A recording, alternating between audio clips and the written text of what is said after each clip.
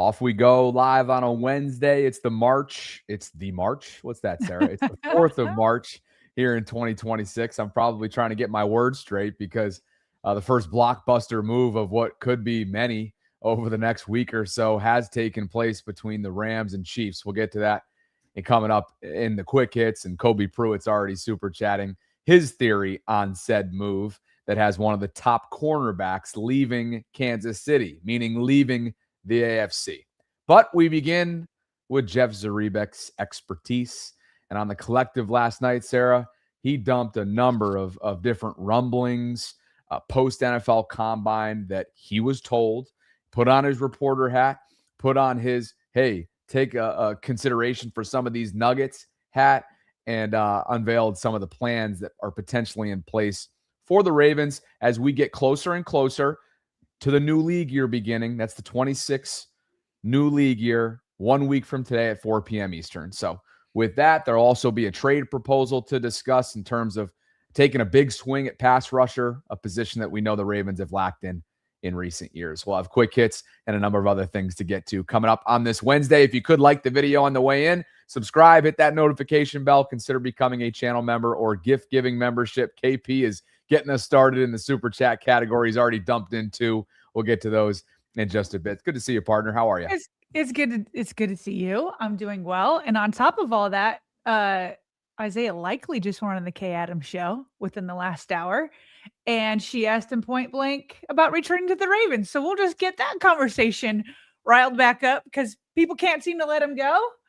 And this is going to put more fuel on the fire there. So we'll get to that. I just downloaded his answer. I haven't heard his answer, but I've downloaded it. I've read a little bit about it. So we'll take a look at that. But that's after, like you just said, Jeff Zrebiec unloading his notebook from the combine. And he just decided to reveal to you and everybody else what the Ravens' plans are. They've been under the radar. They've been a little secret. What are they going to do when they get out into free agency? Well, here's what Jeff says that they're going to do. Sounds like they're going to be in on a veteran guard. I heard that a lot from different people. That's kind of a priority in free agency. And I also heard some trade talk involving them and trying to acquire interior defensive line help. And that should be interesting. And I think today with Jonathan Greenard said to be available in trade, you're starting to see a group of pass rushers that could be available in trades beyond also the free agents. So it's going to be interesting. I talking to my friends on the beat today, and I mean, I don't know, correct me if I'm wrong, guys, but I don't think the Ravens have made a move to their roster since the day after the season, right? When they announced the reserve future guys. I don't think they've made a single roster move. You haven't seen any pay cuts. You haven't seen any restructures. You haven't heard any signings or any releases. So we're really fixing to get pummeled here over the next 5 or 6 days with just an avalanche of news, which makes this time of year so much fun. I don't usually like to be, in a fight and get pummeled. Okay. But I do want to get pummeled with news. He talked about veteran guards, interior defensive help, and then also edge help. We're gonna save edge help till a little bit later because he's got even a bigger, more bold comment to say on that. So he says that based off of what he heard in the combine, the Ravens will target a veteran guard, which is exactly what the Ravens need to do, and interior defensive line help. What did you think when he said that last night? Good, because that's where it's a good starting point. Because you probably need to draft both positions as well to bring in more help, more depth, more competition. One thing that I know you harped on all year long at the guard spot, that there just wasn't enough, or really any maybe competition that was legitimate to go up against 77 there on the right-hand side of the line. So yeah, it's a good starting point, and I think it's a good reminder that while Kansas City and the Rams are doing business as we speak, the Ravens have been notorious over the years that while it could be really busy over the next week or so, because of Jeff's point that there haven't been any transactions in months, seemingly months, they've kind of been known to hang back and let free agency come to them and let the market shake out the way that it is. And then, hey, if they end up doing any business, we both remember that, 4 years ago, it took till literally the weekend of the draft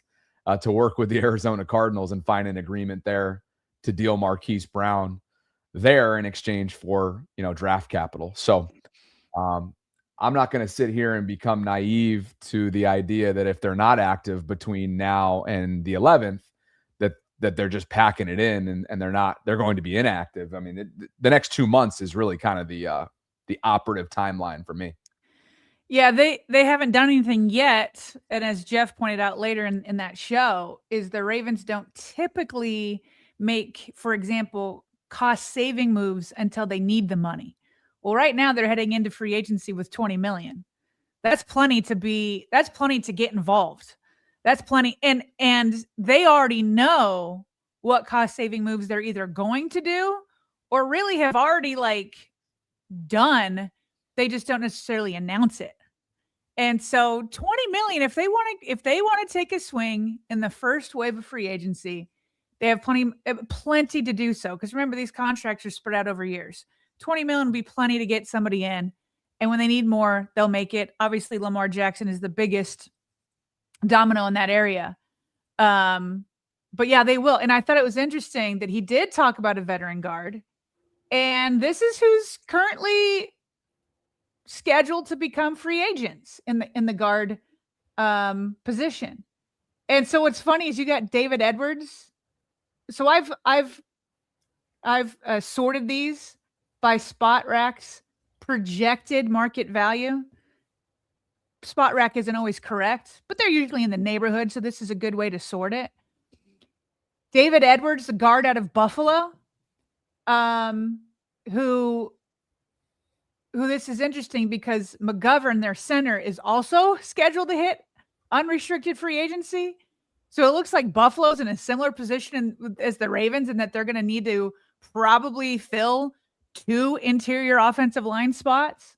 But David Edwards, according to Spot Rack, is slated to make about $20 million per year. And you've got Braden Smith over from Indianapolis, Ed Ingram out of Houston, Joe Botino. See if I can go down here. Daniel Falele, look at what he's projected, Bobby. $10 million. I don't know that he's going to get that. Maybe 8 or 9, though. I bet we will be surprised at how much he's paid. And then whatever franchise does it, I guarantee Ravens Twitter is just going to go over and laugh at them, whatever the number is. What's funny is Daniel's put right next to Wyatt Teller of the Cleveland Browns. They're both at about $10 million. And then there's Trevor Penning there. Remember him coming out of the draft at $9 million. And then Kevin Zeitler, they have him also at just over $9 million. So those are kind of the veteran guards. And again, they would need to draft a guard also, say like it is Vanga. But at least now you have some legitimate guys that it's like, okay, now we're talking because you get one veteran and you get maybe a legit rookie. And then you've got Emery. We'll talk about Tyler Linderbaum in a second. That's literally next. But between a new rookie, as long as it's not like day 3, I'm talking day 1 or 2, new rookie, plus a veteran, plus Emery, you're looking pretty good with competition at the guard spot. Hey, you never know. Change of scenery in terms of the staff and whatnot. For what about Andrew Voorhees? Dwayne Ledford comes in. Let's see what Andrew still has left development-wise. He's struggled with some injuries. He's just straight up lost his job at points. He lost it to Patrick McCary in 2024. And then in 25, he was a struggle point for the team, not more so than right guard, but, he had a subpar year. There's no question. The 2 names that are on this list that Jeff floated out individually last night, you may have heard David Edwards and Zion Johnson, just to be clear on that. So he doesn't just typically float those without any kind of digging or at least some interest there in terms of the conversations that he was having both at the combine and post combine. So David Edwards atop the list, like you mentioned, and then Zion Johnson finds himself kind of in the middle portion there. And again, Zion would be coming from the Chargers where Jesse Minter just came from. So there's familiarity there. Correct. And there's actually another Charger that just, I believe, became available earlier today. And let me just check this because it was one of those things that I saw while we were prepping out of the corner of my eye. And I believe Mekhi Becton is expected to be released. Where did I have this? I thought I bookmarked it. I don't believe I have. but I believe you can add him to that list. I'll get that at some point Okay. here and figure out where it was, but he could be added to this list. Well, and the other thing that Jeff mentioned there that I thought was interesting is he talked about a trade specifically for interior defensive line, which is both intriguing, but also again makes you a little bit nervous with Nnamdi Madubuike. Because again, and Nnamdi very well could come back. You reported last week or early this week. I'm losing track of all the time. Last week that he's not going to retire, and there's a chance he comes back this year. You said that doesn't mean week 1. So then they would still need interior line help. And then even if Nnamdi, his doctors, the Raven doctors, everybody agrees that he could try to come back this year, even if they all agree to that, the Ravens are still probably going to need some insurance. Yep. Because even if he comes back, it was clearly serious enough to end his entire season and serious enough for nobody to say, oh yeah, he'll be back after the season. Nobody ever said that. So even if Nnamdi does come back, attempts to come back, you need that insurance. And it sounds like, according to Jeff, the Ravens might, through a trade, go get that insurance. And just so we're being thorough here, this is where I saw it from. Just never bookmarked it, as you can see right here. But Fowler earlier this morning reporting that the Chargers do indeed plan to release Mekhi Becton. It's a cost-cutting move, going to save him 9.7 against the cap. So just so we're being thorough there. But yeah, I think the moral of the story here is, Sarah, with today's conversations is like they should be twofold. Just because you're going to be active potentially in the trade market on the interior part of your defensive line, and just because you're expected to be active in the veteran free agent guard market, doesn't mean you should stop there. And obviously, I'm sure the Ravens have a concrete plan in place for the objectives that they want to accomplish over the next week or so. Okay, so here's my big takeaway from that, though, Bobby, that I love, is basically Jeff is saying trenches, trenches, trenches. Yeah. They're going to go get a guard veteran. They're going to go get some help on the interior and on the edge, which we'll talk about more in just a minute. So I like to hear that's their focus. It's the trenches. That's where it should be. So let's continue with the trenches. Just yesterday was the deadline to tag players. The Ravens, as we expected, did not tag Tyler Linderbaum. They've got about 4 days now to work something out before the basic free agency opens on Monday, real free agency on Wednesday. Now, PFF is over here saying that he's set to become the highest paid center, but they try to put together a 4-year, $80 million deal. If that were it, I think the Ravens, I bet they could get that done. You could get that done with the Ravens. The question is does he want more than that? Can he get it on the market? I suspect he can. I wouldn't go as far as 25. But yesterday, Bobby, we read an article from Jeff Zrebiec, and that he predicted that Tyler Linderbaum still stays, even though he wasn't super confident about it. He expanded on why he hasn't lost total hope on Tyler Linderbaum returning, even though we're 4 days away from him being able to talk to other teams. I'm not ready. I know people have sort of washed their hands and said he's gone. These numbers are just too big. I'm not ready to say that, just because I think ultimately Tyler is a strong-willed person. I think if he wants to stay, he will tell his agent to get a deal done with the Ravens. And by apparently how the agent's been negotiating, which is kind of keeping them at arm's length, you just know he's going to report back. If that's what Tyler wants, he's going to make sure he can get the biggest deal possible out of the Ravens. And you do that by drumming up the market and hearing and playing hard to get and not returning calls and sort of waiting this out and hoping, the Ravens get a little desperate. It's just part of the negotiations. Obviously, it doesn't look good at the moment. But Ronnie Stanley's situation looked terrible at this time last year. And when it came down to it, regardless of all the money that Ronnie Stanley could have gotten on the open market, he wanted to be a Raven. So he worked out the best possible deal to return to the Ravens. So I'm not quite ready to say that Tyler Linderbaum won't do the same thing. They love him. He loves everything about being a Raven. So when you have those elements, I think you still have some hope. Bobby, what's your gut tell you? Because the action of his agent could be interpreted either way, right? It could be, hey, I'm drumming up as much money as possible for when we hit free agency. Like, we are determined to hit free agency. We want to maximize what he could get. We want to see teams get in a bidding war. And that's how I'm going to maximize his money. So that's one way to read it. Jeff is putting up this alternative way to read it, that Tyler really wants to be a Raven, appreciates the team, loves the situation, loves Lamar, loves the organization, all that, and wants to stay a Raven. But his agent's job is still to get the Ravens to give up as much as possible, squeeze every cent out of them. And so he could be going out and trying to put fear in the Ravens, be like, look what we can get. Look what we can get. You better bring your number up. And so I don't know Tyler Linderbaum well enough to know how badly he would want to stay a Raven. And I think that's where Jeff is coming from. Do you have a gut feeling of how you should read his agent's actions?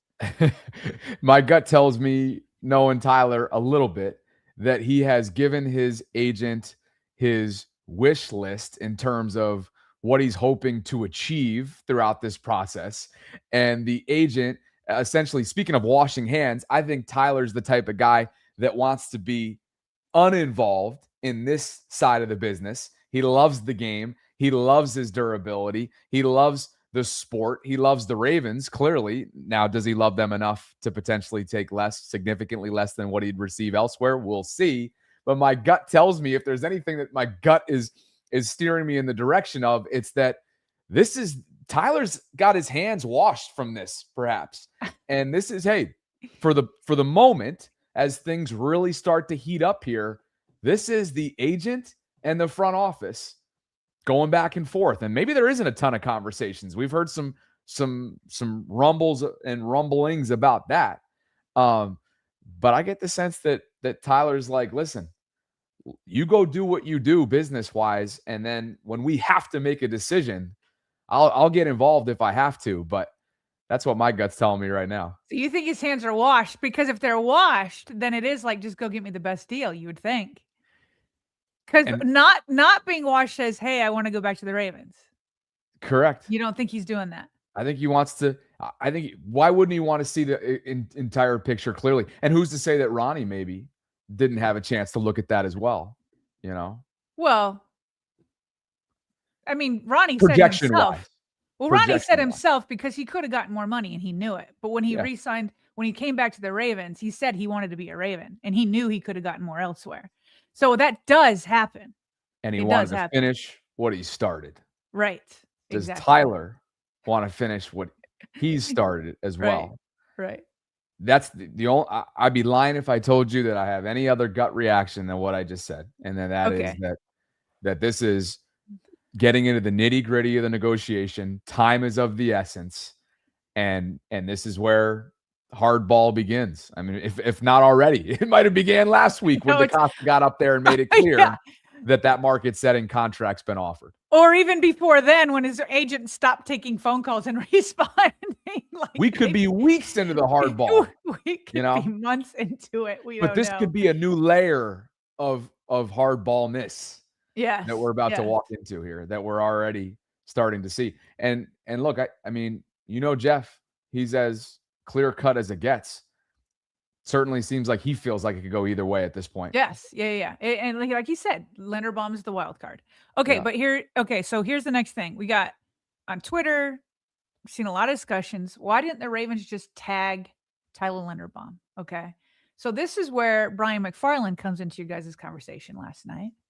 I like how I'm not there, but I'm like narrating all of it. This could definitely be what you do. So whatever. You're good at this. And Brian McFarland comes in and he talks about what he'd be shocked if Tyler Linderbaum got on the open market. He'd be shocked at a certain number if the Ravens went above it. And he also said his agent was basically begging for the Ravens to tag Linderbaum. Everybody in the fan base who's saying, why didn't EDC do it? It's like, what are you on like the agent? Are you like his agent too? Like, what's going on here? That'd be the worst possible thing for the Ravens to have tagged him. And Brian Glitz gets into all three of why, or really why it was great not to tag him, and why he'd be shocked at certain numbers. A market setting deal, quote unquote. You know, what is the new market? And usually it's just topping the old market.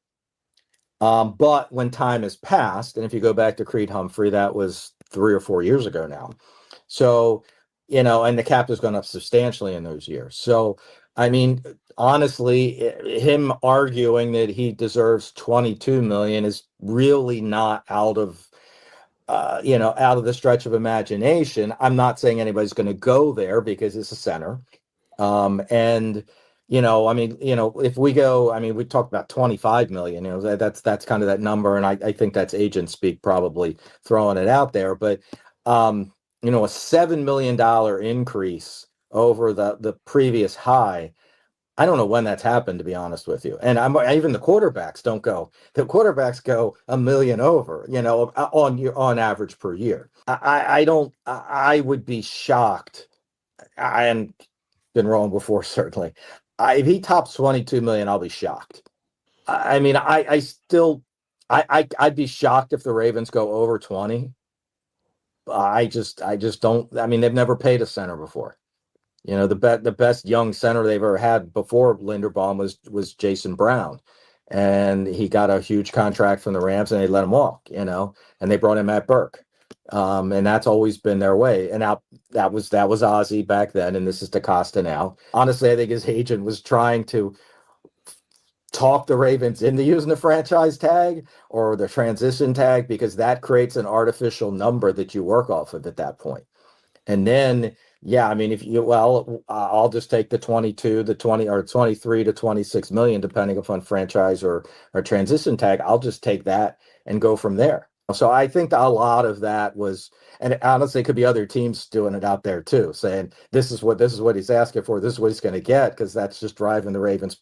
They're just messing around with, for the nice word to say, the Ravens at that point, and just be like, sure, let's just talk it up. So I love it. He's basically talking about how the 25 million number that we keep hearing out there, like, yeah, right. Is basically what Brian's saying. Like, yeah, right. Yes, he could beat the $18 million figure by significantly, maybe 22 million. But 25, he's like, yeah, right. And he's basically like, obviously that's agent speak, but why wouldn't other teams get in on that? Yeah, we'll help you drive up the price for Tyler Linderbaum to the Ravens. We know we're not actually going to pay it.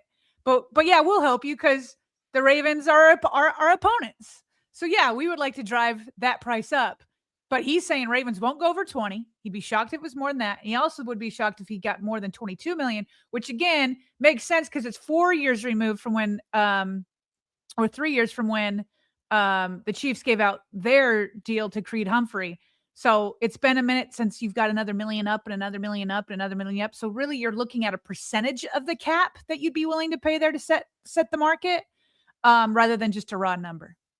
Well, that brings us to, another team maybe that's emerged here as a potential landing spot for Tyler that would have interest in Linderbaum's services, especially knowing that maybe they were caught by surprise. Mhm. Yesterday, Bears Pro Bowl center Drew Dalman informed Chicago that he's retiring at 27. Left Stanford in 2021, 4 seasons in Atlanta and 1 in Chicago. As Schefter writes it, it's sudden and surprising. So he's done.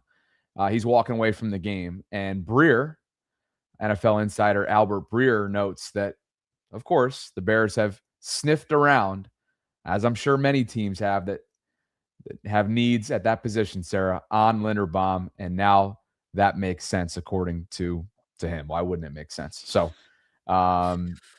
there are more teams that want a center than there are a supply of centers. I was going to say, and could Washington, be one of those? Could the Commanders be one of them? I think we talked about this within the last 2 weeks or so, but Rap Sheet noting that Chicago's also hosting free agent center Tyler Biadasz. It's on a visit. That's what they're hosting him on. And he was recently released right before the free agency frenzy begins. So those are just 2, Sarah, that add Vegas to the list, you would think, that would have significant interest. And Buffalo, obviously. And because they're losing their guy. And unless they have a rookie ready to step in or a guy that they've been developing ready to step in. There you go. So it's a lot of people. But this is getting tighter and tighter here, just in terms of the timeline that they have to work with. That's both Linderbaum's camp and the Ravens camp. But who really cares about Linderbaum's camp? Because they know he's going to get taken care of regardless. It's a matter of keeping him in-house as a homegrown Raven who's become, a Pro Bowler in his own right, that sure, for his standards, struggled this past season, but I think we all know that to keep that continuity with Lamar would mean a lot for the overall operation of that offense, staying consistent and taking hopefully a step forward in this new regime under Declan Doyle moving forward. If they are unable to re-sign Tyler Linderbaum to an extension, then immediately you say to yourself, okay, well, all that money that you were trying to spend on him, and maybe around $20 million, now can go somewhere else. And then the Ravens can put it to great use and potentially make a huge, maybe a big swing, which Jeff laid out and we'll get to on the other side of Super Chats. Great tease. Phenomenal. Kobe Pruitt got us started. And because this is a topic of conversation, why don't we move the quick hit up? KP writes, Chiefs trading Trent McDuffie tells me they are punting on 2026 with Mahomes hurt. EDC needs to go big this year while they are reloading. Before we respond to that take, the Chiefs and Rams, according to Schefter and the rest of the insider crew, are working on a blockbuster deal that's now since been finalized after I put in this tweet. That's sending all-pro corner Trent McDuffie to Los Angeles for a package that includes the 29th overall pick in the first round of next month's NFL draft.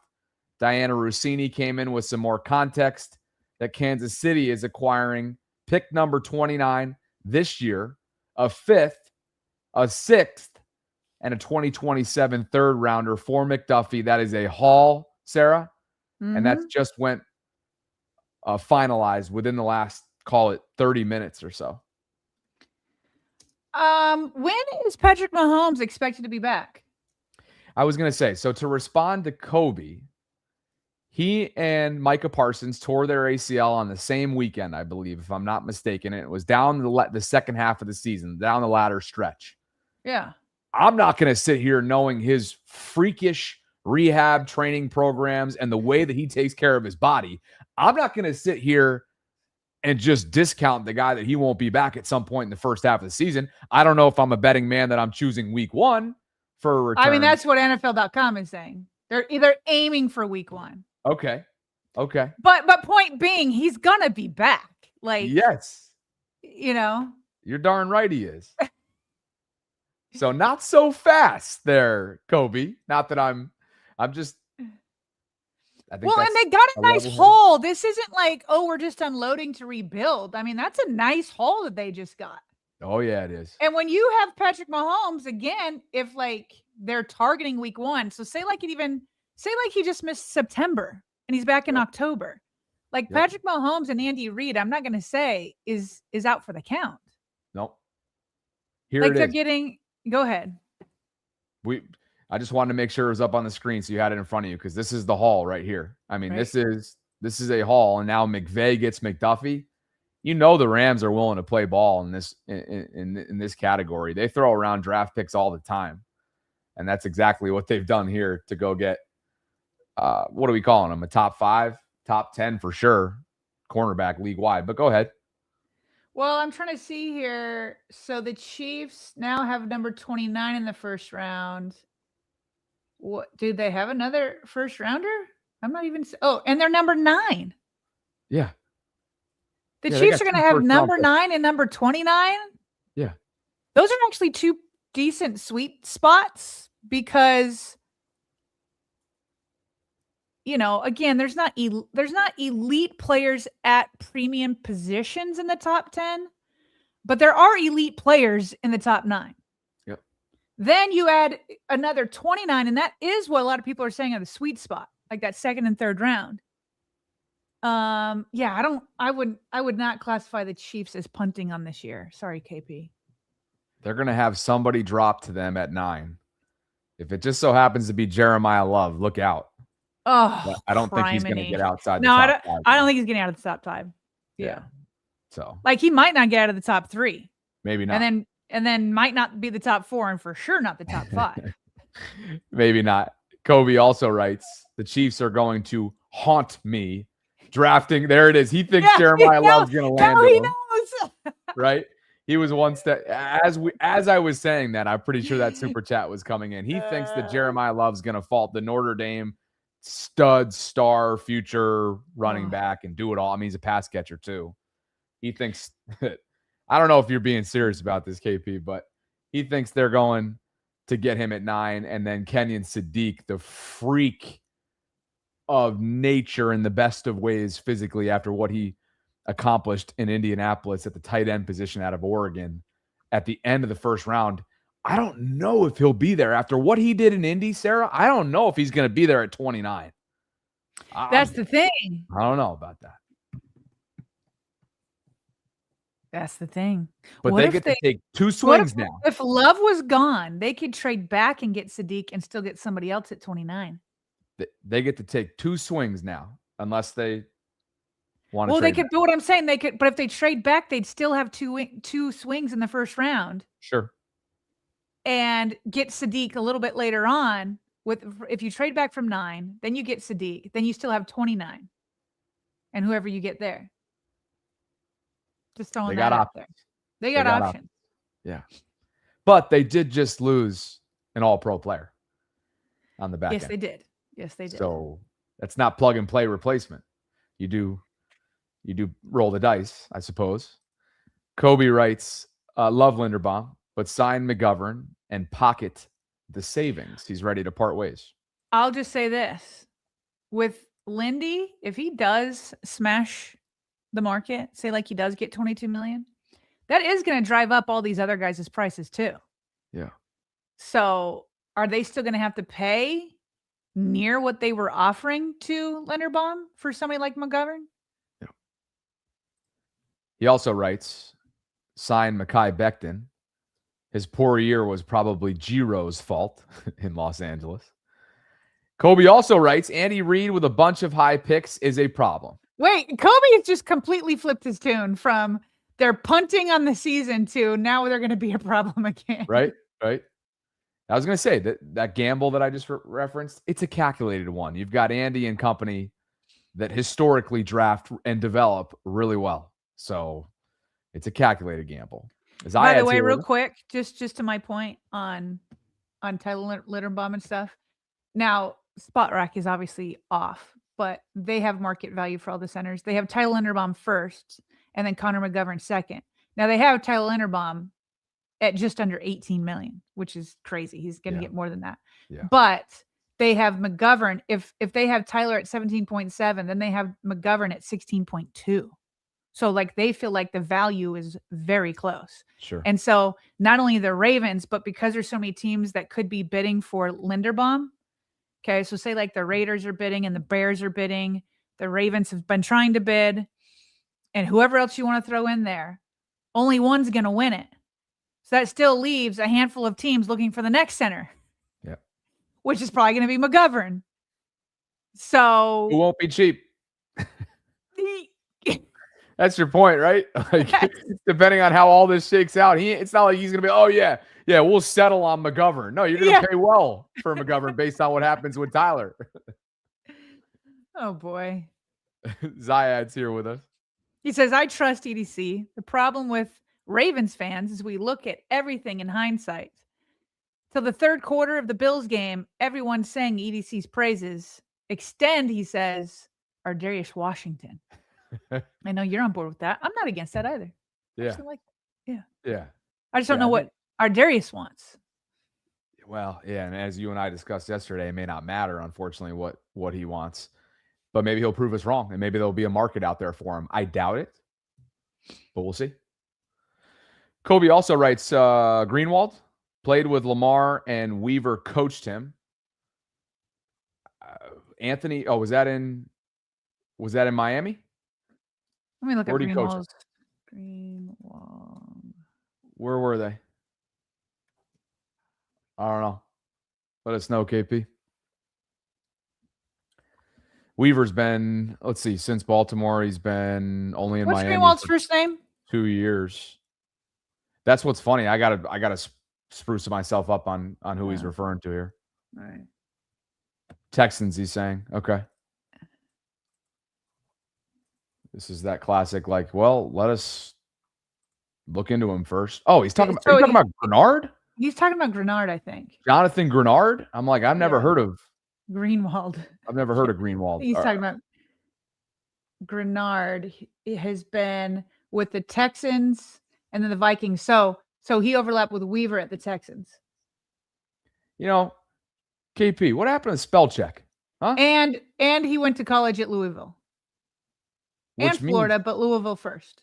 That's crazy. So if he was at Louisville, wait, did you say that? Hold on a second. Let's match up. Kobe's saying he's blaming autocorrect. That's fair. It's all I'm thinking of Greenwald from what were those old movies back in the day? The Blanks Go on Vacation. Christmas with the Cranks? No. Hold on. Let me look it up. So hold on here. Dwayne Ledford was the offensive coordinator and offensive line coach at Louisville from 2019 to 2020. Jonathan Grenard just so happened to be at Louis. Oh, wait, was there overlap? Hold on a second. And who cares if there's even overlap? It's opposite side of the ball, but what are you going to do? Griswold. Griswold. National Clark, played by Chevy Chase. Christmas Vacation. Okay, we're all over the place. All-time movie. Let me just be clear on that as we are sporadically hopping around the map right now. All-time. I try to get my kids watch it one Christmas break. They were not having it. They did like Home Alone. I brought back a lot of movies from my youth. They loved Home Alone, but they rejected National Lampoon's Christmas Vacation. Can you convince them to give them another chance, maybe as they age? Maybe when they're older, yeah. You know? Yeah. Anyway, just to put a bow on this super chat that put us down a total rabbit hole, this is why he's talking about it. Yeah, and we're about to talk about all the pass rushers. Yeah, exactly. Yeah. So it sets us up. Okay, you know what, KP? I'll stop ripping you. It sets us up nicely for topic number 2, which is coming up in a moment. But as we discussed yesterday in our quick hits, the Vikings are open to trading Jonathan Grenard, and we talked a little bit about him throughout. Prior to that, he was in Houston, which is exactly why Kobe brought it up. So thanks, KP. And that brings us to the movie talk has the chat talking about Godfather again, following up if we watched it. How did we get back to Friday, man? How did we get back? No, I have not watched. I said I wasn't going to watch it. Bobby said he would. Well, yeah, I did commit to potentially looking into that this offseason. How about July? Well, wait a second. I want to go away the entire first You're half not going to do it. You're not going to unless you have like another Buffalo. What did we call that? Plague. The what? Plague. Yeah, the Buffalo Plague. That's the only thing that will make you stop and watch movies. And even then, you try to you NyQuil your way out of illnesses. Probably. Yeah. I just Greenwald. I mean, you and I are sitting like, who is Greenwald? And then now we're on Griswold. Now we're backtracking to Friday. And let's just go to the next super chat. By the way, did I ever tell you my experience the first time I ever took NyQuil, like a month ago? Oh yeah. Yeah, we talked. Oh, yeah, maybe after quick hits, I'll tell people that because I mostly just drink water, some protein drinks and whatever. NyQuil was a trip. Yeah. I don't drink alcohol. I don't drink coffee. I don't drink any of that. And I was like, what is happening to me? Yeah. And I told you, I don't like it.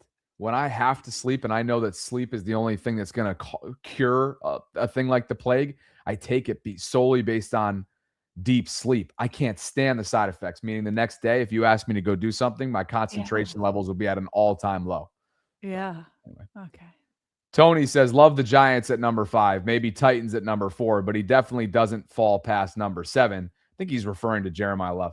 But seriously, do you guys think Lamar really wants to be here? Hey, for all we know, there could be an extension done and they're just so tight-lipped that they haven't announced it yet. That certainly happened in 23, Sarah, but we have nothing to go off of other than speculation and gut feelings, and it's hard to actually form a gut feeling when you don't know what's happening behind closed doors. I think Lamar wants to be here. I don't think Lamar wants to leave. I'll tell you Well, that. I'm talking about the contract, though. Yeah. I don't think Lamar wants to leave. Do I think that he? Where are you going to go? It's too late. First of all, he's got 2 more years left on his contract. Yeah. Number one. Yeah. Number two, like he does want to maximize his contracts for sure. Does he want to leave the Ravens? I don't think so. By the way, I do take Magnesium Femi. Oh, and by the way, to the chat, I have seen Friday. I love that movie. I haven't seen a lot of movies, but I have seen Friday. You know what we should do in the off season? We should have a movie segment on Fridays. Okay, that's fine. Friday. Yeah. Well, wait, I'm not going to be able to participate in that segment. I'm going to be trash. Now, wait a second here. Friday. But it'd be funny because we haven't Freaky seen Friday? we haven't seen so many movies. This would be so fun. No, it'd be an embarrassment. Is what Although it would be. I won't watch rated R movies. I'll watch it on Netflix. I'll watch it on VidAngel though. Okay. Now, wait a second. That's hilarious. Now, wait a second now. Freaky Friday? No, Friday. No, I know. But have you watched Freaky Friday? Yes, of course. Okay. That was me like too. another That's childhood thing. legendary movie. Legendary. Yeah. See, okay. Maybe we do have, maybe you and I have like a foundation level in terms of like, I feel pretty good that I've watched a lot of Christmas movies. Yeah. Oh, we'll get to it later. Kobe writes, hey, I'm on a webinar and listening to The Vault, as if to say, stop making fun of me for autocorrect. Yes. Okay. And that brings us to King Poppy, as I get ripped for my lack of Friday knowledge, who's celebrating 4 months of channel membership. Says, hello, everybody. Happy Wednesday? Is today Wednesday? Why do I feel like it's Friday all of a sudden? Wednesday, right. It is indeed. Yeah. It is indeed Wednesday. Okay. I just got totally thrown off by the movie talk. Despite Kobe's Hello. ideas to try and make it Friday here, commentary-wise, content-wise, it is Wednesday. Yes. Okay. It's Wednesday. Hello, everybody. Happy Wednesday. Have an amazing day. Let's pray the Ravens make some trades, make some moves early.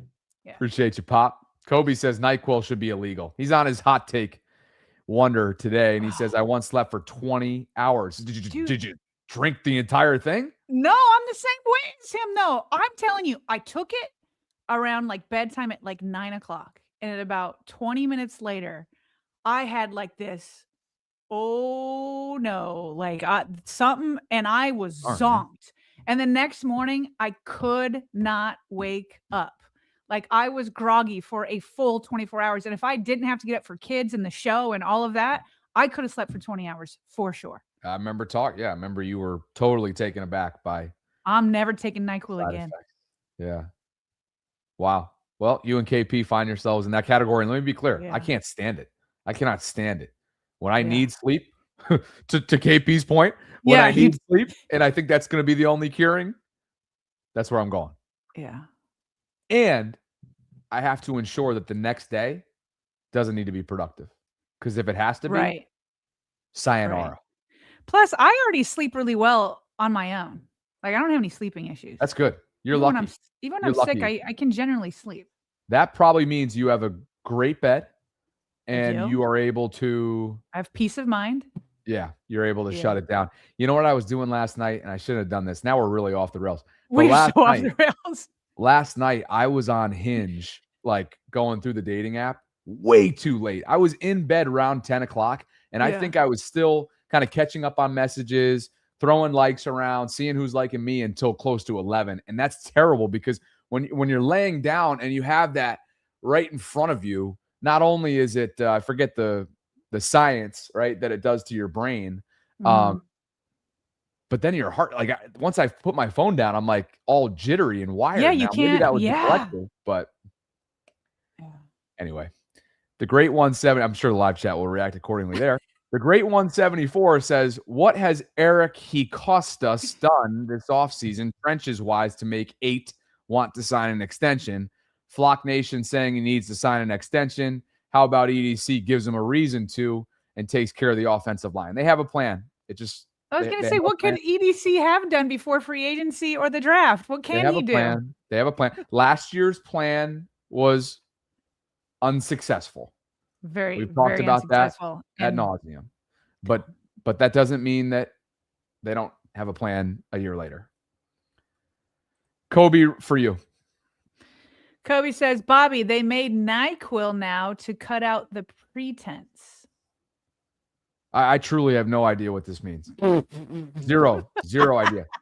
And I think actually what he's doing right now is while he's on the webinar, he wants to continue to send this off the rails even more than it already is for a Wednesday.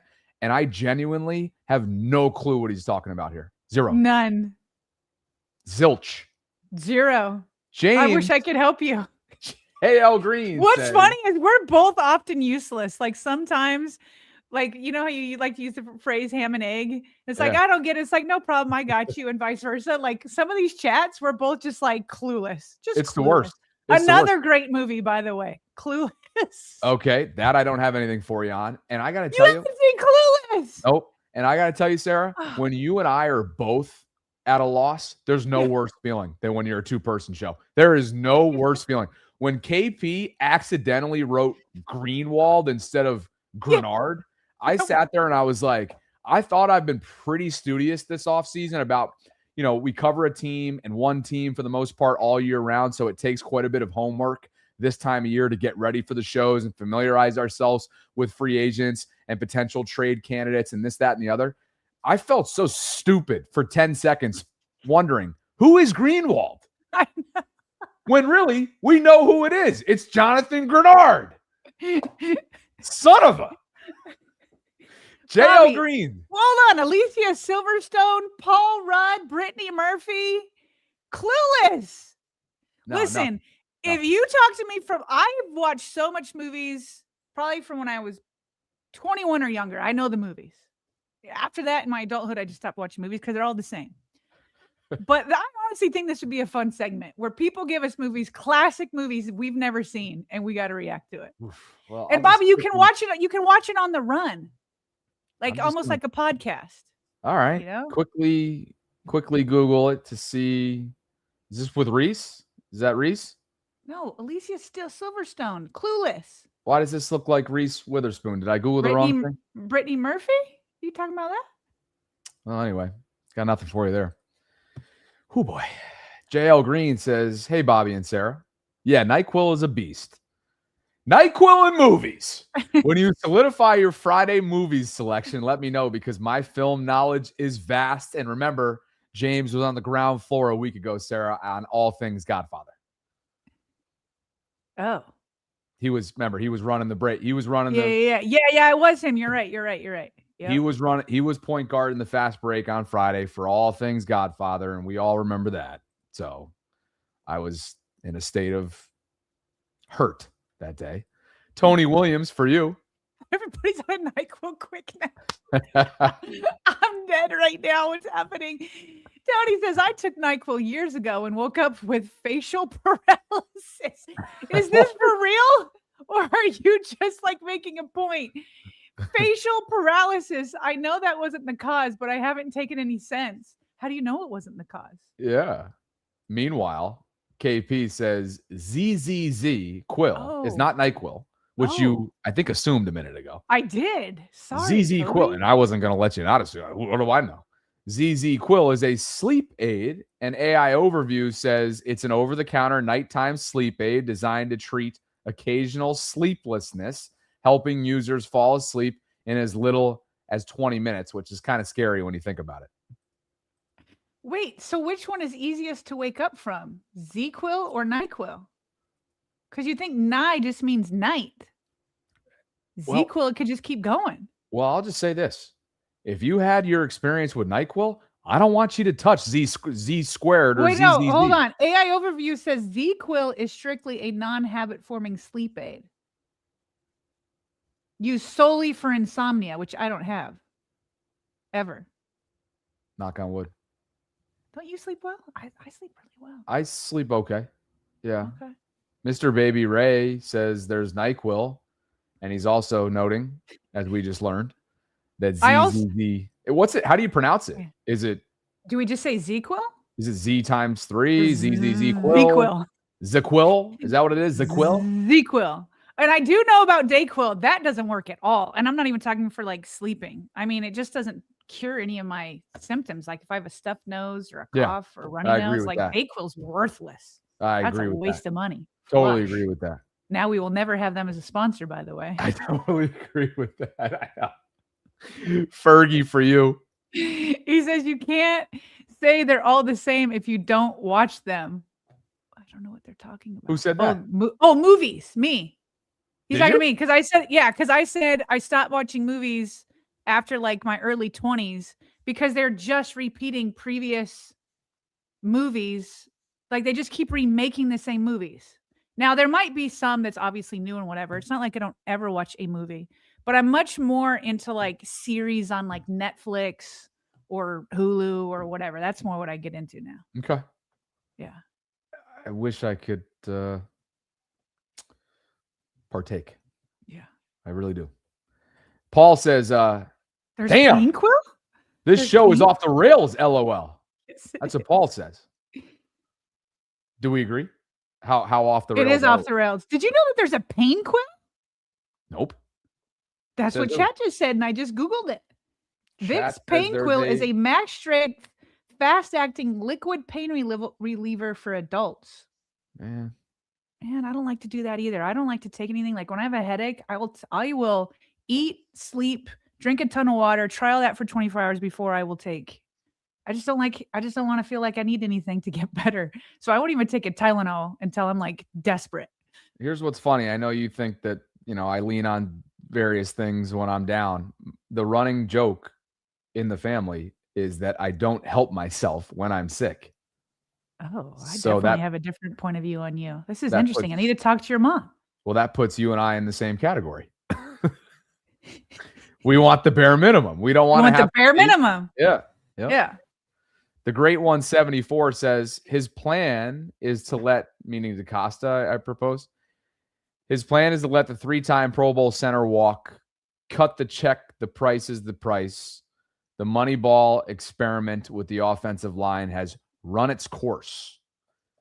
I am a big proponent of, listen, we just got to get a wall around Lamar, and losing a 3-time Pro Bowler is like the opposite of that goal. Yeah. I like the Moneyball there. I like the Moneyball correlation here. Especially to the offensive line. Ironically, I was just in church. I think I found a local parish that I relate to and enjoy here in St. Pete. And what was the homily about this past Sunday?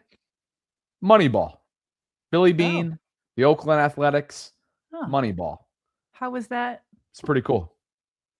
This Lent season, the message was adapt or die. And I loved it. I absolutely loved it. Because I'm sitting there, I'm locked in, first of all, when it's a sports reference. Yeah. And then 2, I like the priest. And then 3, I was like, that's what I want to do this offseason anyway, in the spirit of continued refinement for us. Yeah. Like, I'm literally sitting there like, wait, I got to keep listening to him rather than, how am I going to go make sure that I put this into action with my professional life? Like, and then, oh, by the way, I'm already doing it, I think, socially because I joined a softball league.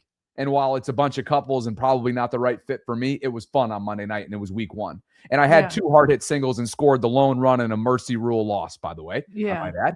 But Sarah, like, do or die, baby. That's what we do. No, I've been studying a lot about, this is really off the rails, but I've been studying a lot about personality. Okay. So you talk about adapt. I like to use the phrase expand. Like in a psychology kind of standpoint, you can expand your personality. So a lot of times people be like, well, this is just who I am. This is just what I do. And it's like, yeah, you have some strengths, some stuff that you lead with, but I'm a big proponent of expanding who you are. Love it.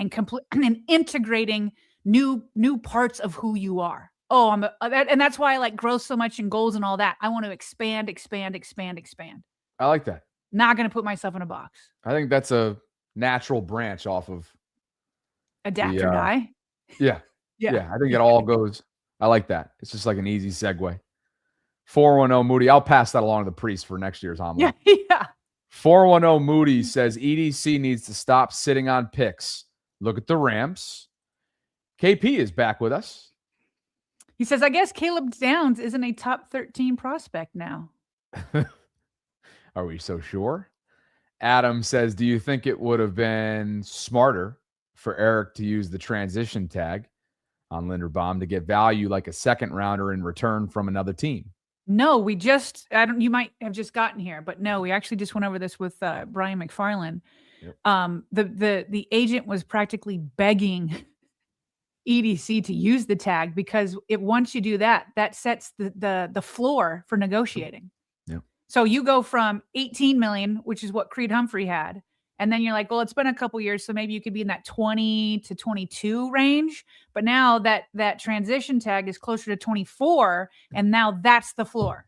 Whereas right now, 25 sounds ridiculous, right? Like nobody actually thinks he's going to get 25 except for maybe Kyle Van Noy. Okay. But Brian McFarland just talked about how agents and other teams are almost playing together to drive the price up for the Ravens because they want to do that. They want to scare them into that. So no, not fifth-year option, not transition, not franchise. It's set a floor, and the Ravens don't want that floor. Thanks, Adam. Appreciate you guys for being with us. And as we get back on the tracks, thanks for being with us on a Wednesday. Over 1,800 concurrents and counting. If you could like the video on the way in, subscribe, hit that notification bell. Consider becoming a channel member or gift-giving membership this offseason. Sarah, let's get to it. Ooh, Bobby. Okay, I'm literally seeing in the chat right now, people saying, look at the Rams. F them picks, or what they're saying. Forget about the picks. You know who agrees with you if you're saying that right now? You know who agrees with you? You know who thinks the Ravens should take a massive swing, a huge swing, and specifically for a pass rusher? Oh, that is one Jeff Zrebeck on The Collective last night. Yeah, I would agree with that. I think this is the year to take a swing. Now, the money has to be right. You have to figure that part out. You have to create some salary cap space. But it seems to me there's some options. You have to do something to stop this from being an every offseason need. And you have to give Jesse Minter a chance to have the best defense going. You need a guy who changes the dynamic late in games and who can make big plays late in games to help your defense off the field. That's the biggest issue with this defense in recent years, not being able to get off the field late in the game. They haven't had that. They haven't had that guy that completely changes the course of games at the end, and teams have to double him and teams have to know where he is. And if you have a chance to go get that guy, I think you have to do it. I just think that I would trade the first round pick this year. I would not worry about a second. I'm not crazy about this draft class. I would package this year's first and maybe a day 2 pick in 2027, maybe a second rounder and a player, maybe a Bateman, and see how that entices the Raiders. I just think if there's ever a year to take a big swing, this draft class, the top of this draft class is not great.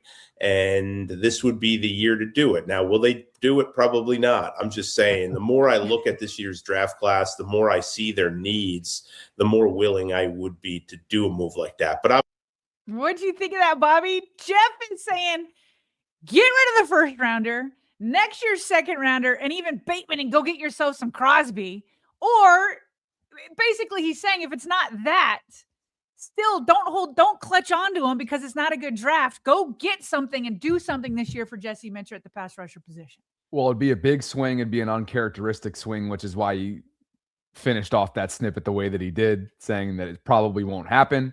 Yeah. But would it yield results? Would it be a worthy swing?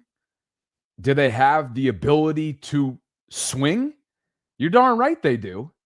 And we haven't seen that.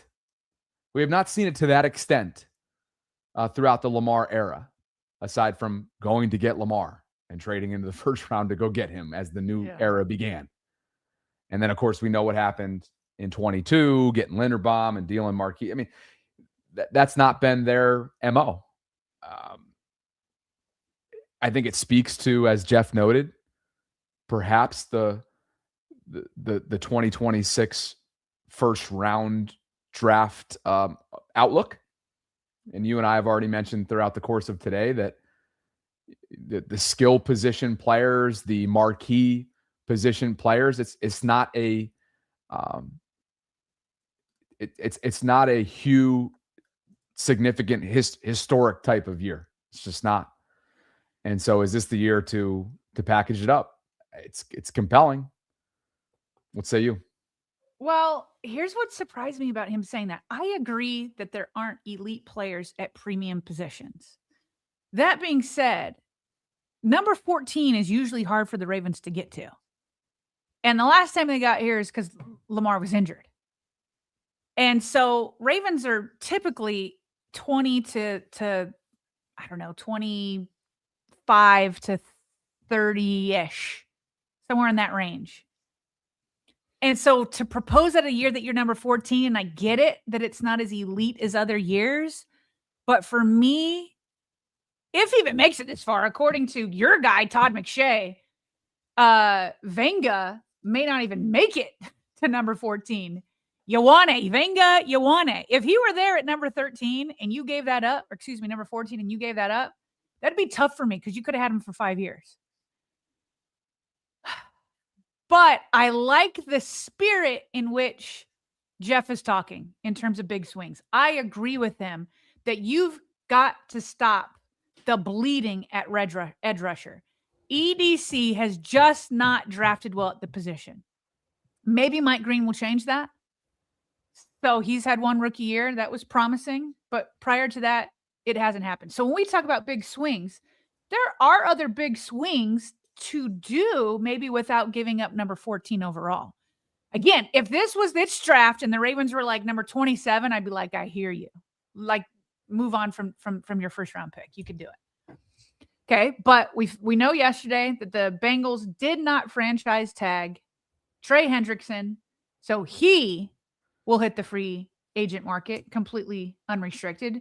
We talked about this earlier, not Greenwald, but the Vikings are open to trading Pro Bowl edge rusher Jonathan Grenard.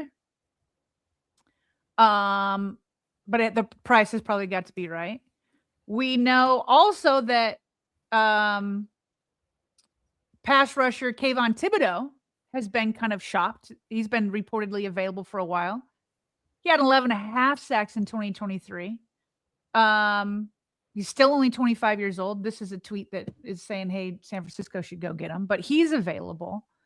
And then you have all these guys that are available. Again, after Trey Hendrickson, I don't think they should go back to Odafe. There's Khalil Mack. There's Kwity Paye. There's Jalen Phillips, Joey Bosa, Boy Mafe, Draymond Jones. Again, that's not a big enough swing for me. So there are some guys. And so should they be aggressive? Yeah, I'm here for that. Am I ready to give up a first round number 14 pick even in this draft? That's tough. That's tougher for me to do. But I would like to see them make a big swing at the position. Eric DaCosta refers to those day 3, later half of the draft picks as lottery tickets.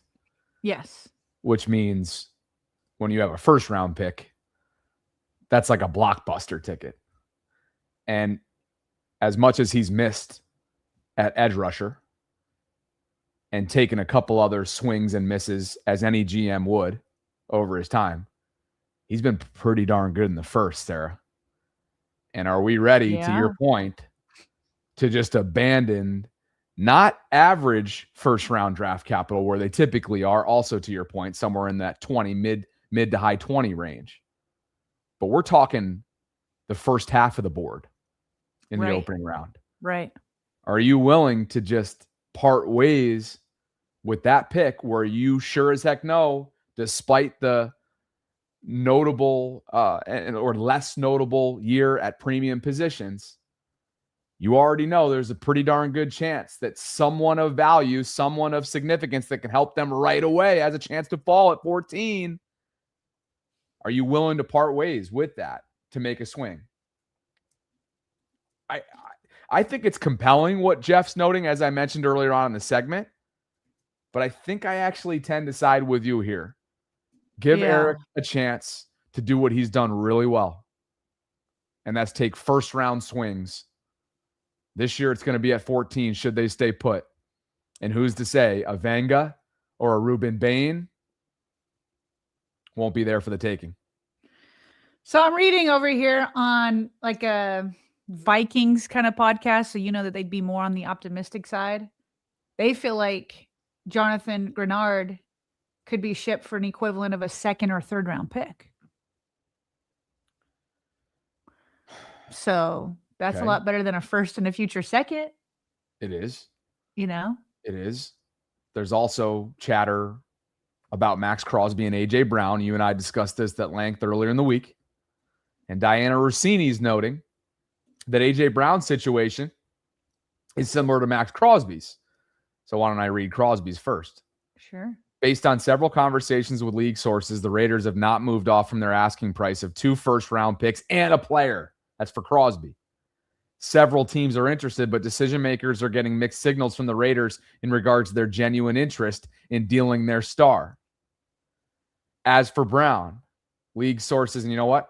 Since it's a similar situation to Crosby, here's this from Mike Garafolo, NFL Network. He's hearing that the asking price for AJ from and by Howie Roseman is a Quinnen Williams type deal, a potential first-round pick with a second-round sweetener on it. If they don't get close to that point or to that point, I don't think Howie moves him.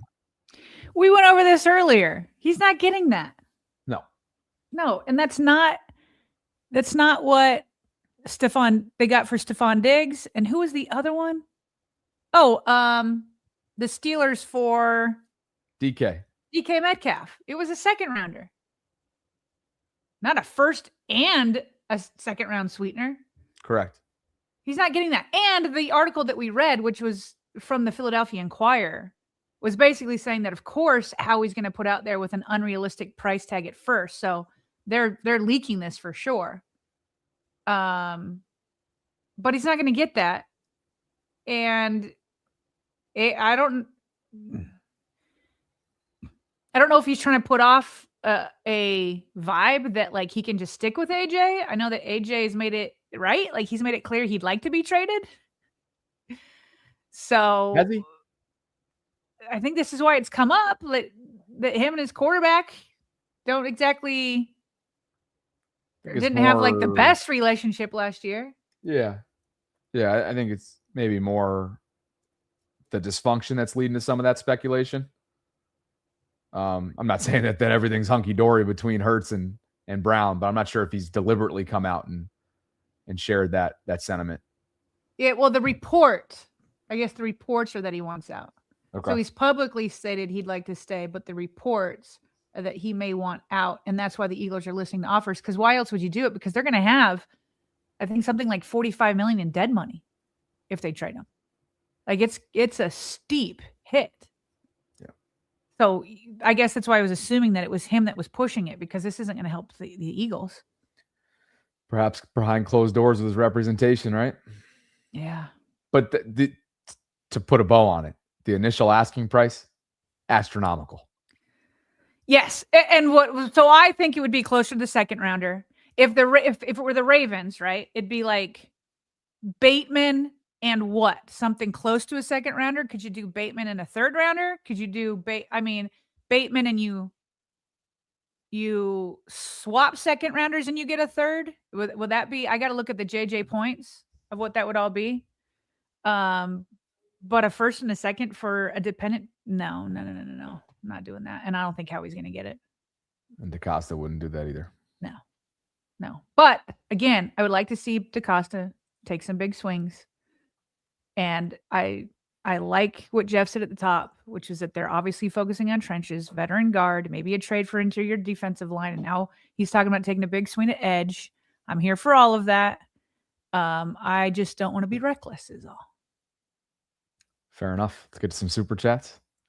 Yes. And the other question there is like, is this the year to take that swing? That comes into play as well. Well, when it comes to the Ravens and cap hits and all of that, I mean, you're getting mighty close. You obviously lost out on Lamar Jackson's rookie contract in the beautiful amount of money you had to spend around him. And they came up short when they should have had 1 and maybe 2 Super Bowls during that time. Certainly not a first round knockout in 2019. What the heck was that? Yeah. So you lost it on that. And then when you got him his new contract extension, you could backload it, which they did. So that's why the previous 2 years that we've been through was still realistic in putting pieces around him. And now we're at a place where you need to get an extension because $75 million is untenable. So then if you do get an extension, that buys you 2 more years again. But how much more can you keep pushing this can down the road?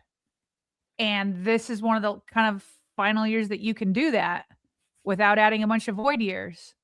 And so my answer to your question is yes, now's the time to take those swings. Now is the time.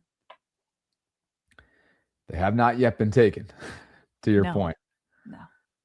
8 years running. They've made other deals. Marcus Williams was a uncharacteristic splash in free agency in 22. Traded for Marcus Peters in season in 19. Traded for Roquan in season in 22. They all worked out pretty well aside from Marcus after year one. He went downhill. But they didn't have to give up for that. So that wasn't like a big swing. It was like big names. Roquan was the only, I'd say, big swing because it was a second round. Second and a fifth. And a fifth. Yeah. But Marcus, they got for cheap. They did. Yeah. And he came in and was an immediate impact for them. Got a pick six, like immediately, right? In his first game? Something like that. Dog. Yeah. Total dog. The great one, I saw him in San Francisco. He was hilarious. Like, just think about what he is on the field. That's the way he is in person. Yeah. Trying to get him on the show, I basically got my arse kicked. What did he say? Tell me. He literally looked me up and down and was like, maybe later. I'm like, all right. All right, I'm sorry I ran up on you, you know. The Great 174 says, and that's what makes him a good corner. That demeanor, that kind of personality. You have to be built like that. And I knew what I was getting myself into by approaching. Well, you gotta ask. That's our job. We gotta try. Yeah. You went all the way down to Indy. Can you imagine if I called him Juice Man? No, I was like Marcus. And we just dapped each other up real quick, and I was just like, "Hey, you got a couple minutes?" Yeah, no. The Great 174 says Flock Nation has FOMO so bad. Can we keep the main thing? Swings should be used on making the offensive line at least top 10, and let 8 work. I'm not against that, but I also think a swing and an edge rusher is for sure great for Lamar and the team. Close out games when Lamar gives you a lead. Don't put him back out there again. Probably a little bit more straightforward too, to dive into the trade market at that position rather than it's harder from an offensive line standpoint. You know, teams are so unwilling. Whereas edge rusher, not that they grow on trees. The Ravens have learned that the hard way. But I think there'd probably be more opportunities for them in that category than there would be on the opposite side of the trenches. Yeah. BME 612 for you. Yeah, it says 14's too rich.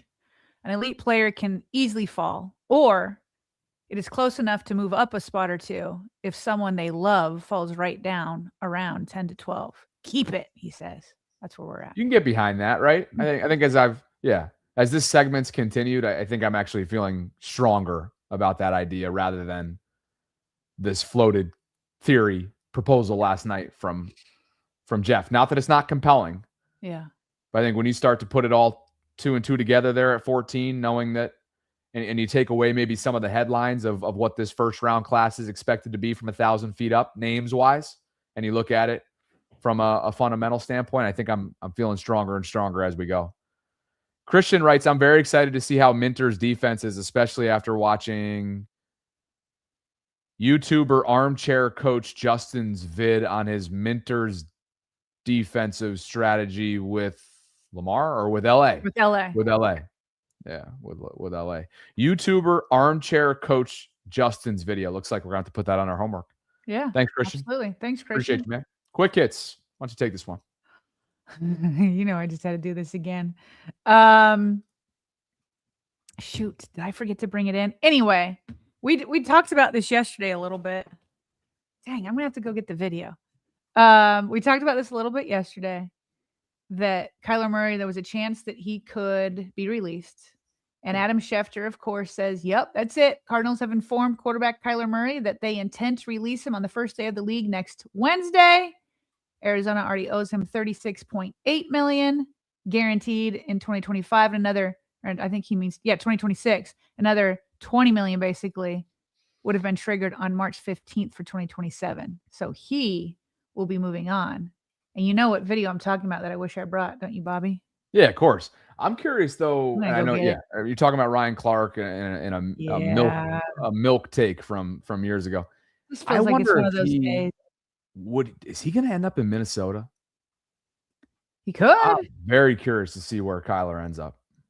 And will he be a bona fide immediate starter? Meaning, like, if it ends up being Minnesota, does he get there? And because JJ's a first round pick, and because there's a PR level of strategy when you talk about this, does it become a open competition, or does he come in and immediately trump JJ and become QB1? This is gonna be fascinating to see what happens with him. I mean, as long as JJ's healthy, you'd imagine that they would compete. But here it is. Kyler Murray right now was the quarterback of the Baltimore Ravens, we'd have much more confidence in them to win the Super Bowl. Period.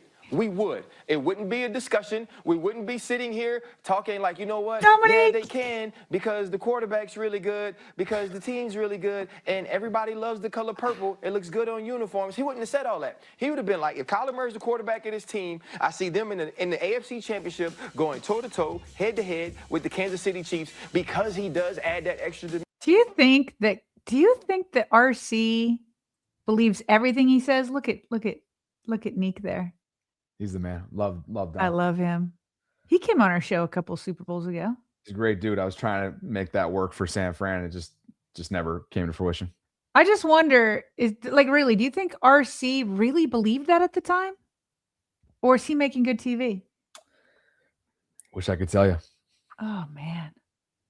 That is something. That's a classic right there. When you're in that business, you're going to be on the wrong side of some of those. And he is certainly on the wrong side of history there for sure. We'll see what Kyler, we'll see if he's able to resurrect his career elsewhere. But for now, he's going to have to do some serious resurrecting of his career for Ryan to be able to, feel better about that one. Femi in the chat saying you can see Kyler here as a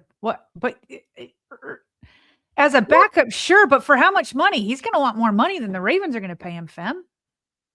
But he's coming on Friday. Are we going to debate this, Femi?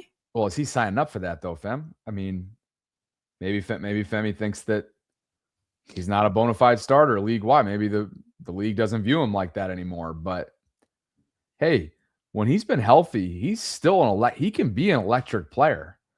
This guy's off schedule stuff. Remember, he could have chosen a baseball career and made like tens of millions more than what, or at least have a chance to make tens of millions more than what he did. Maybe not tens of millions, but significantly more than a career in the NFL. And I'm not convinced though that he's going to be immediately downgraded to a backup. That's the thing. Yeah. I see if Femi's just saying like football wise, would he be a great backup here? Absolutely. Like Lamar goes down for a couple weeks like he did last year and you bring in Kyler. I would love that.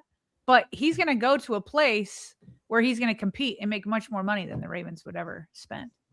Interesting. He says nope, minimum. Is that referring to the league minimum? That's where he thinks Kyler's downgraded himself to? I'll be curious to see what you guys chat about on Friday. Already guaranteed $36 million. So he's saying, but why would he go to a place where he's not going to have a competition for a starter spot, Femi? Well, we'll talk on Friday. But what's interesting about what he's saying here, now that I think about this, though, let's put the role aside for a second in terms of QB1 or QB2, right? This could be really similar to what happened with Russell Wilson a few years ago, where I believe Denver only was on the hook for the league minimum, or excuse me, it was the opposite. Pittsburgh was on the hook for the league minimum to bring the veteran minimum to be brought in as QB1, and then Denver was on the hook for all that money. So maybe Femi, and if we put QB1, QB2, Femi is also saying that he'd come here, learn behind Lamar, and revamp his stock, is what he's saying. So, okay, I get the money. He's explained the money because Arizona's still paying him so much, he'd be cheap. Femi, as a former football player, is that what you would do, or would you want a chance to compete for a starting role again?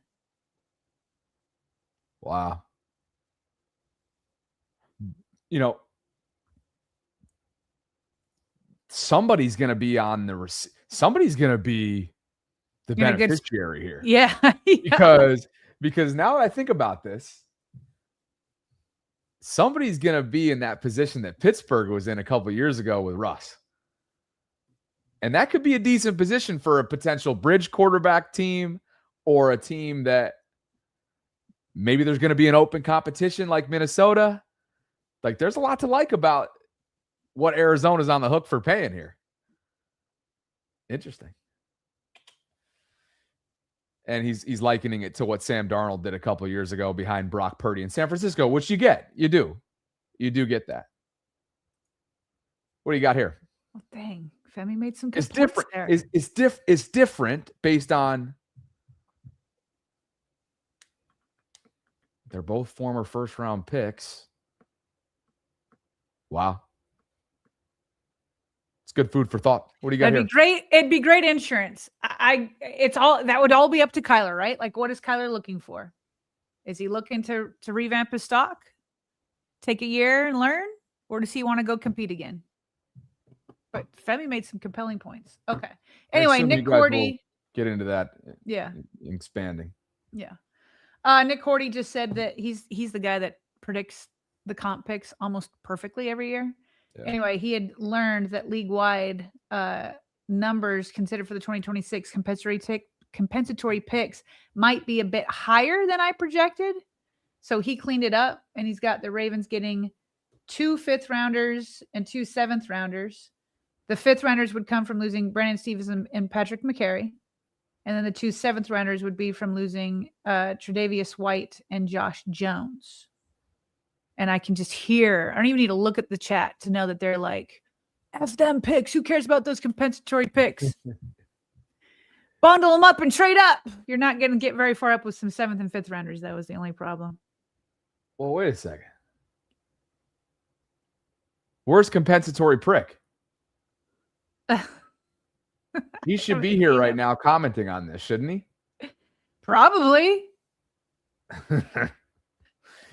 Elsewhere, John Harbaugh is getting rid of the defensive captain and linebacker, Bobby Okereke, with the Giants. And I just got a good kick out of Dan Dugan here. What do you mean they're getting rid of him? They cutting him? Oh, yeah. Or is he going to be a free agent? Okay, they're cutting him. He gone. He's a beloved figure there, but they're in the middle of retooling. And Dan just listed off like all the middle linebackers that have had success in Baltimore, a handful of them under John Harbaugh.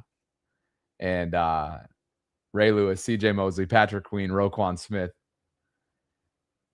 I don't know who that guy is going to be. Is he insinuating that they're going to go and get Sonny Styles with their top 10 pick? Is that what's happening here?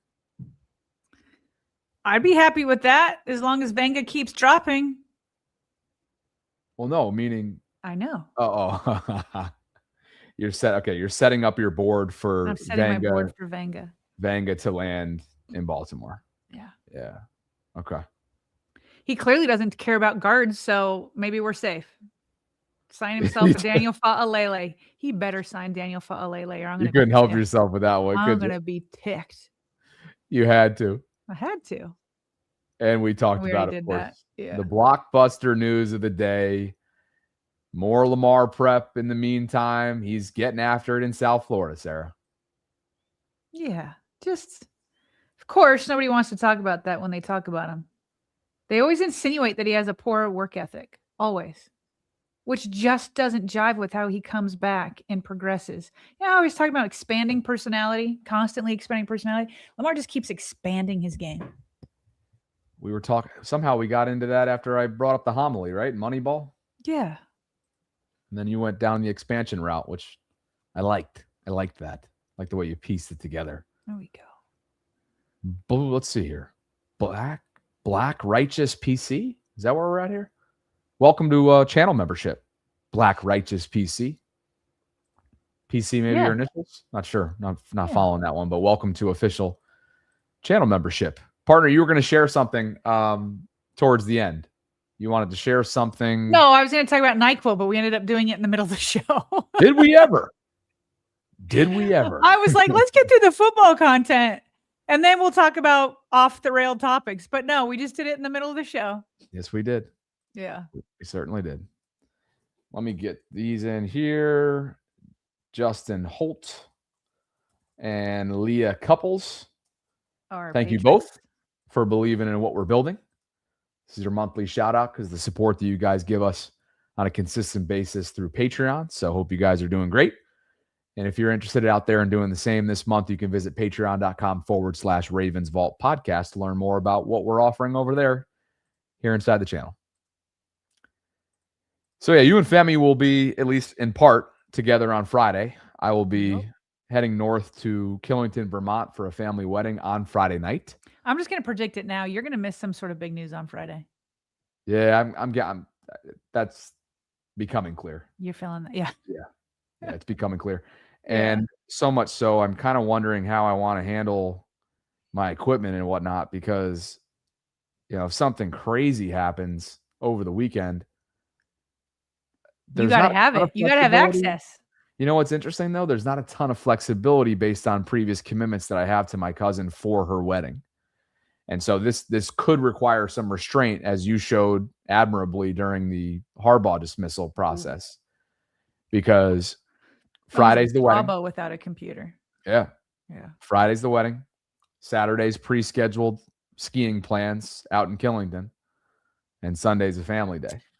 So, in the past, the Ravens have waited and not done a ton leading up to the legal tampering window. I'd be lying if I said I'm not hoping for that again. Bobby, I almost forgot a quick hit that I downloaded at the top of the show. It was Isaiah Likely on the Kay Adams show. I haven't watched this yet. I have. Oh, you have? Okay. Well, she asked if he could return to Baltimore. Let's see what he says. Door open to staying in Baltimore? I mean, the door is, I tell everybody, the door is always open for Baltimore, only because that's family. I mean, they took a chance on me on all 31 pass, and I tell them that to the fans, to the organization, to my teammates.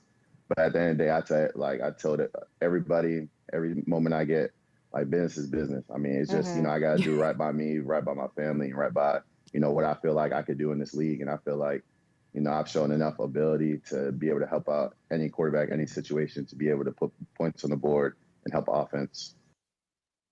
Okay, so I was going to tell you. He said it in a more fan-friendly way than he did with, was it John Gruden? John Gruden, he led with, it's a business.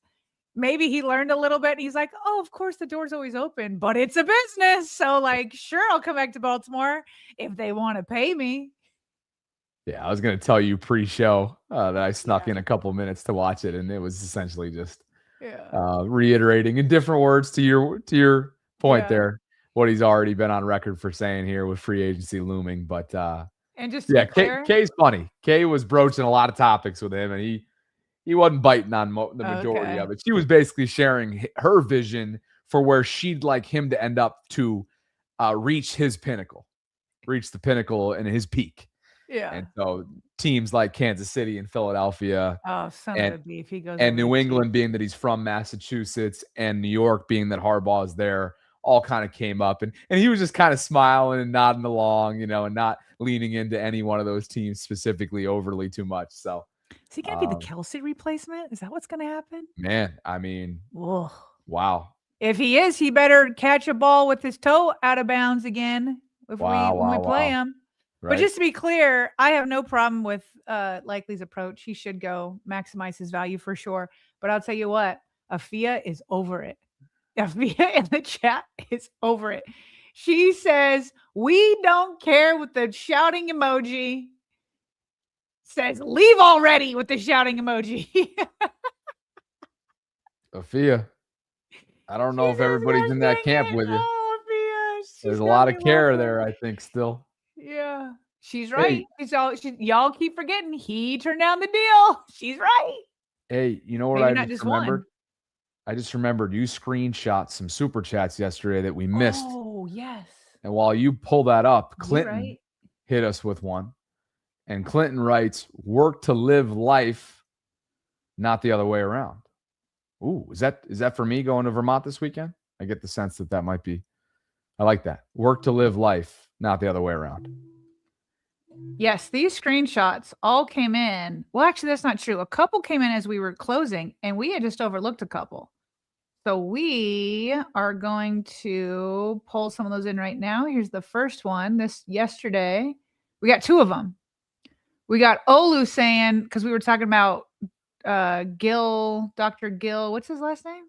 Nick Gill. Nick Gill is okay. So Gill is his last name. Okay, so we were talking about him, the new guy that's going to head up all the health and training and all that for the Ravens. And Olu said that rugby team is all studs, world's best. They do the haka. YouTube them. That's hilarious.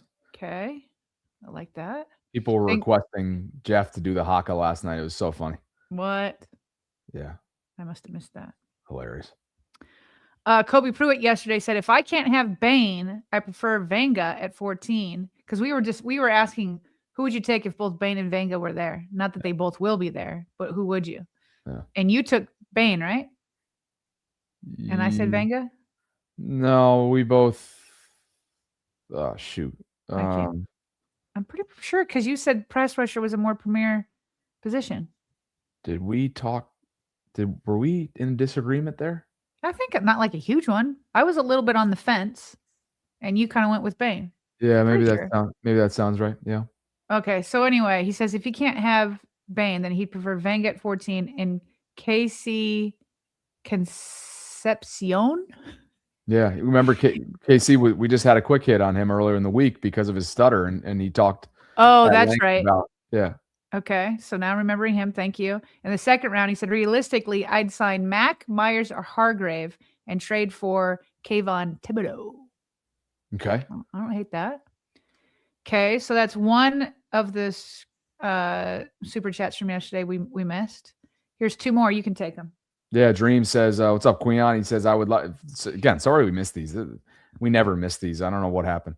Dream says, I would love for us to double dip in the first round.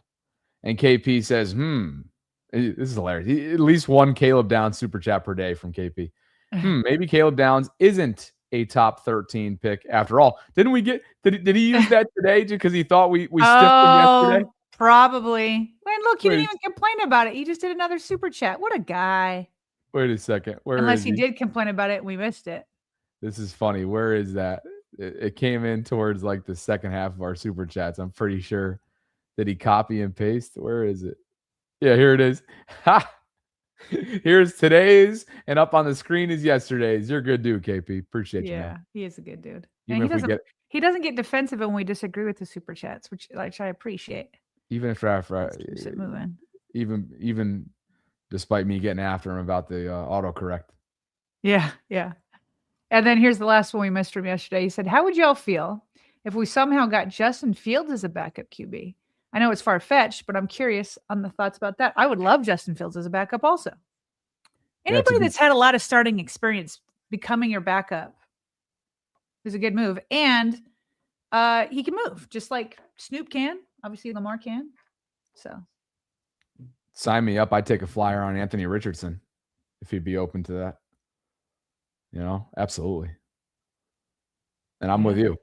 If you have extensive starting experience, which I'm not saying Cooper Rush had a ton, but because of some of the success that he had in Dallas, I think a year ago made me open and receptive to the vision that they had. Didn't work out. And I put a little bit too much stock into what he did in Dallas. Now, some of that had to do with an offensive line that was subpar and below league average. And Cooper's not mobile like Snoop is. And he really struggled with accuracy and timing and never truly felt comfortable or looked comfortable back there. You do want to put stock into, like, the one thing I will take from that, though, and into this year, depending on the route that they take, is experience matters. And I think that's what you're getting at here with Fields, who hasn't had a ton of success in the NFL, but he also hasn't had the most high-functioning situations either. Yeah. Pittsburgh was his best shot. And he was 4-2, if memory serves, through the first 6 weeks. And you can remember that Russell Wilson was dealing with something. I can't remember what injury. And when Russ came back, he lost his starting job, and they never looked back. Felt bad for him, man, because he really was doing, he's 4-2, which just shows you, like with the surrounding cast, he'll keep things afloat. That's tough. Sure. I would like to know, for evaluation purposes, what would the rest of that year been? They were 4-2 with him. Now, was he mostly game managing? Sure. Yeah, but he was cleaning. Remember, the Ravens beat them when Ardarius Washington knocked the ball out of Russell Wilson's hands. Yeah. And I don't know.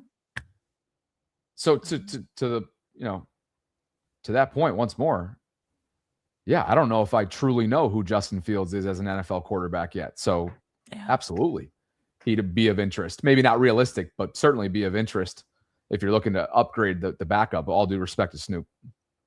I got a visitor coming to my door. We got to close this up. We got to go anyway. I know. We got to go anyway. Let's go.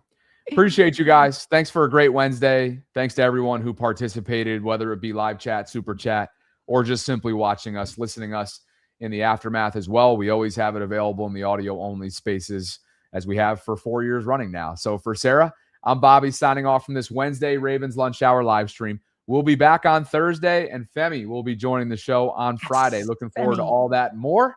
Plenty coming up as free agency nears closer and closer. Thanks, Vaultrons. And as always, appreciate you guys for spending some time with us here inside the vault.